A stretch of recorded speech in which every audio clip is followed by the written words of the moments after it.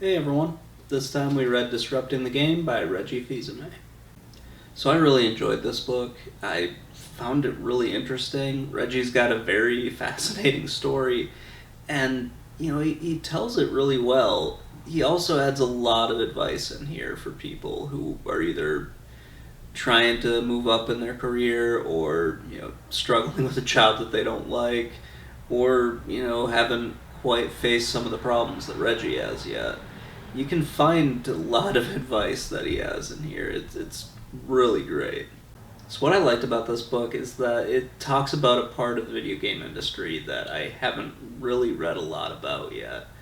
It gets more into the marketing side of things because that's what Reggie did. It's not going to be talking about game development and that sort of stuff. It usually picks up after the games have been developed, and Reggie's trying to find a way to best market them or best sell them to people. It's something that's pretty cool. I like hearing about different parts of it, and yeah, it's a really fun book to read. So in some ways, this book kind of reads a bit like Ken Williams's book, Not All Fairy Tales Have Happy Endings, in that it doesn't really talk too much about making video games. It talks more about the business side of a video game company. And, that's something that I kind of like. It's a nice change of pace from a lot of the other books that I've read, as I've mentioned. And, yeah, it's a pretty cool story. And Reggie's got a pretty awesome story to tell, especially his life, prior to getting to Nintendo. So let's get into some of the fun parts about this. We start off with kind of a history of Reggie's family, and also some talk about Haiti as well. Yeah, it's kind of fun to hear about where Reggie's family came from, how they were sort of positioned the way they were, and how Reggie ended up in the United States. It's a pretty interesting story. It honestly should be its own book entirely, and I'm sure there are stories about Haiti around those times. So, yeah, it was nice to read that. Sometimes when I was reading it, I was kind of like, okay, we're gonna just go right into this. It kind of felt like a bit of a distraction at first, but it ended up being very interesting. Talk a little bit about how he got to college, the college that he wanted to go to, the way he applied, and how it was very different from how you apply to college now. And he also talks about going through the business and marketing school that he was at, and how he ended up at Procter and Gamble. And it sort of reminded me of how I ended up at the job I was previously at. As the recruiting process was a little cloak and dagger and whatnot. And, things didn't always really make too much sense while you were going through it, but you kind of went through it anyway. It's different, very, very different, because my story is definitely not Reggie's, but I was seeing some parallels in it when I was going through that stuff. So he gets accepted to Procter and Gamble, and he talks about a bunch of the really cool stuff that he did there.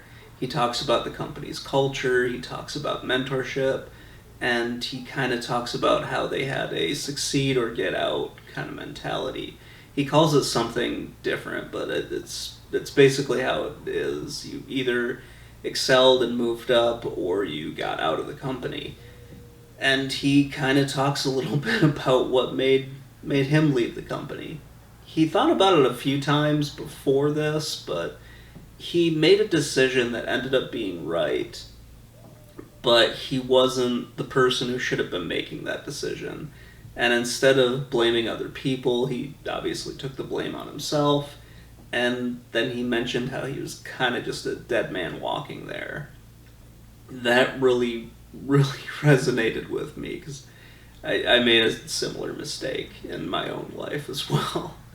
It's kind of rough when you know you're right, you can prove that you're right, but nobody wants to accept that you're right, or nobody really seems to care that you're right. In Reggie's instance, it was he did the right thing, but he didn't go about it the correct way, and that led to him exiting Procter & Gamble. This did lead me to the next cool part that I liked, and that was his time at Pizza Hut. It's a really awesome story, not because it gives you a lot of insight or these other things. It was a really awesome story because it kind of made me nostalgic for those pizza commercials from the 90s, like the early 90s and whatnot. And I remember the Bigfoot, and I remember Little Caesars Pizza and all that other fun stuff. And yeah, I kind of, I don't know why I found that more interesting, but let's take a sidetrack and talk about that for a minute. So in the early 90s, Pizza Hut wanted to do something to kind of counter Little Caesars deal. So with Little Caesars, you would order one pizza and you would get two. So it was a pretty good value for you. You're getting two pizzas for the price of one. And Pizza Hut decided to create this monstrosity, which was the Bigfoot. And Reggie talks about how initially it was really successful. It did what they wanted it to do, but then they started to have like quality control issues with it, where people weren't really making it properly. And that kind of stuff happens. It's when you're dealing with basically fast food, yeah, you're not going to have quality across all of your chains. And so they had to cancel it. And Reggie was the person who not really went out of his way, but went out there and said, look, the Bigfoot's run its course. It did what it needed to do. Let's cut this thing off before it damages our brand. And I didn't realize that the Bigfoot was only around for like a year. I don't know why I thought it was around longer, but yeah, that's kind of the story of the Bigfoot. And it made me think about Little Caesars and Pizza Hut, that sort of thing. Reggie goes through a few more jobs. It kind of seems like, at least to me, it seemed like he would get a job, learn new things, and kind of challenge himself to do stuff. And once those challenges were met, he would kind of look for the next challenge. I don't know if that's totally accurate or not, but that's the way it felt while I was reading this. Eventually he ends up at VH1, which I thought was kind of interesting because that's a channel I hadn't thought of in decades, in all honesty. And Reggie talks about the stuff that he was working on while he was there. And he also brings up September 11th while he was there. Because he got there, he hadn't been there very long when the attacks happened. And he talks about going around and trying to get everybody out of the building and making sure everyone was safe. And then he talks about trying to get back home. And yeah, it was kind of interesting. And from there he talks about going to Nintendo and talking with a lot of his colleagues, a lot of the people who have mentored him, and kind of asking them if they thought it was a good idea or not. Some of them thought it was, but for the most part, people were telling him not to take the job, mostly because of the culture shock from working with a Japanese company. And yeah, I've read about that plenty of times, where, especially when I've read about Sega of America, where it just kind of felt like if you weren't Japanese, you weren't going to succeed there. But Reggie seems to have come along at a very different time, especially for Nintendo, where they seem to be a bit more accepting, if that makes any sense, but a bit more accepting of outside voices and outside opinions. Or it could have just been that Reggie was really good at getting his point across, because he brings that up many times, where he really had to fight for what he knew was the correct way of doing things. And he really had to try to convince them that, yes, this is the way you used to do stuff, but this is the way you need to do it in order to market things to North America. And that comes up a lot with the DS and with the Wii. There was a weird thing that happened. He mentions in here he's talking to Miyamoto, and he's talking to a few of the other Nintendo engineers, and they mention that they don't give away software for free. This is when he's talking about trying to get Wii Sports as a pack-in game, which is weird to me because Nintendo gives away software for free all the time, or at least they used to. And yeah, I know that stopped, but it always but they were giving away software for free with the NES. They gave it away for free with the Super Nintendo. So to hear that, it was kind of odd. I mean, I know it changed over the years, but yeah, they gave away software for free before. I don't know why it suddenly became a big issue. Maybe because it takes longer to actually make games and whatnot at this point, but yeah, that was just kind of a weird statement. And Reggie mentions that it was kind of weird because you got Super Mario World for free with the Super Nintendo, so yeah, I don't know. That one just kind of struck me as being very odd. So he talks about the successes with the Wii and with the DS, and then he starts talking about the 3DS, and he talks about how he wanted to push for a lower price and whatnot, and he didn't end up getting that at first.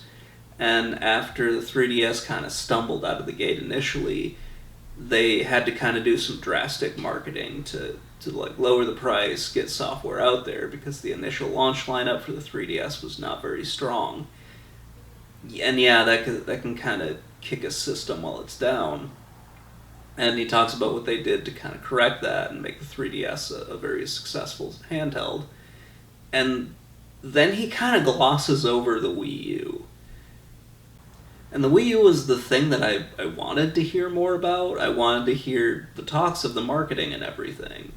Because it just kind of felt like the Wii U's marketing was very lackluster when compared to like the Wii or some of the other Nintendo products.